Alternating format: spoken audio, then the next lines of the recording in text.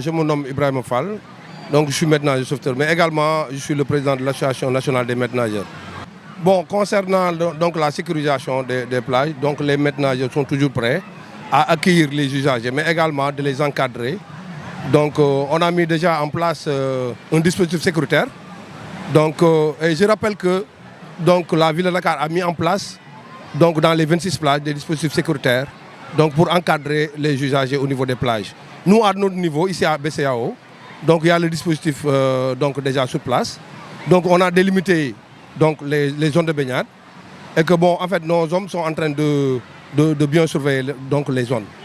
Oui, pour le matériel, donc, on en a déjà encore sur place, mais il nous reste beaucoup de matériel aussi donc, à utiliser pour faire nos interventions.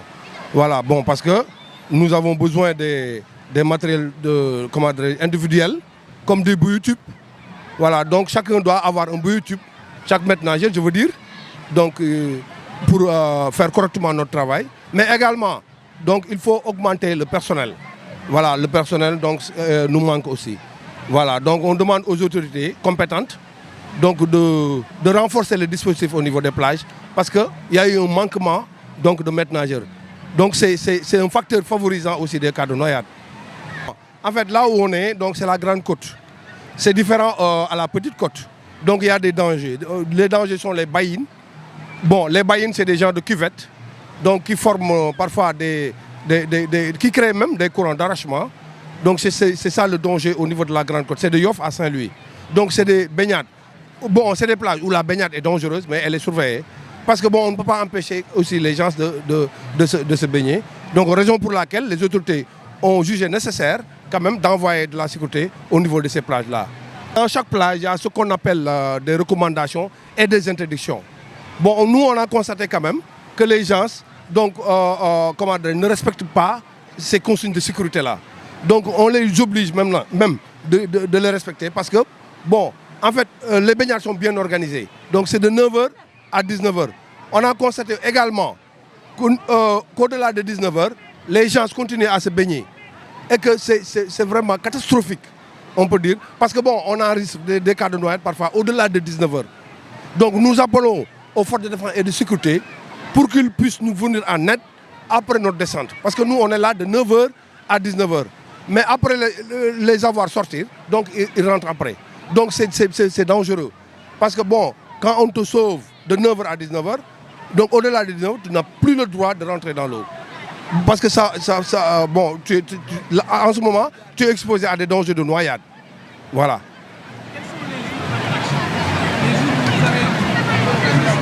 De monde. Voilà, donc les week-ends, c'est très normal, c'est automatique. Hein. Les week-ends, les gens viennent parce que bon, comme il n'y a pas de boulot les samedis et les dimanches, donc les gens viennent. Mais les jours ouvrables quand même, il y a moins de monde. Ouais. Il pleut, donc nous prenons toutes les dispositions nécessaires pour les interdire de se baigner. Parce que c'est dangereux. Parce qu'on nous a instruit que bon, en fait, quand il pleut, donc il faut faire sortir les baigneurs. Parce que c'est dangereux. Voilà.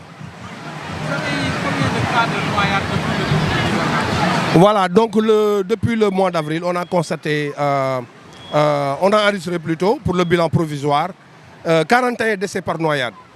Donc nous en profitons pour présenter nos condoléances à leurs familles. Parce que, à notre avis, c'est un bilan catastrophique. Voilà, donc nous appelons aussi également aux autorités de mettre en place des dispositifs sécuritaires dans chaque plage. Parce que si une plage est accessible aux populations et aux secours, ce qui reste à faire maintenant, c'est d'envoyer les maîtres nageurs et les sauveteurs, donc pour qu'ils puissent quand même veiller quand même sur la sécurité des personnes donc, qui viennent à la plage. Voilà, donc nous appelons à l'État de prendre toutes les dispositions nécessaires pour renforcer le dispositif des maîtres nageurs. Parce qu'il y a des maîtres nageurs contractuels, il faut les embaucher. Il faut les embaucher naturellement, donc pour qu'ils puissent veiller sur la sécurité des personnes toute l'année. Parce que les plages, je rappelle que les plages sont fréquentées toute l'année. Donc ce n'est pas seulement en période d'été que les gens fréquentent les plages. Donc même en période d'hiver, parce qu'il y a des écoles qui cohabitent avec la plage. Voilà, la cohabitation fait que si les jeunes ont des intercalés, donc ils viennent à la plage, donc en ce moment, S'ils ne trouvent pas de maîtres nageurs, ils seront exposés à des dangers de noyade.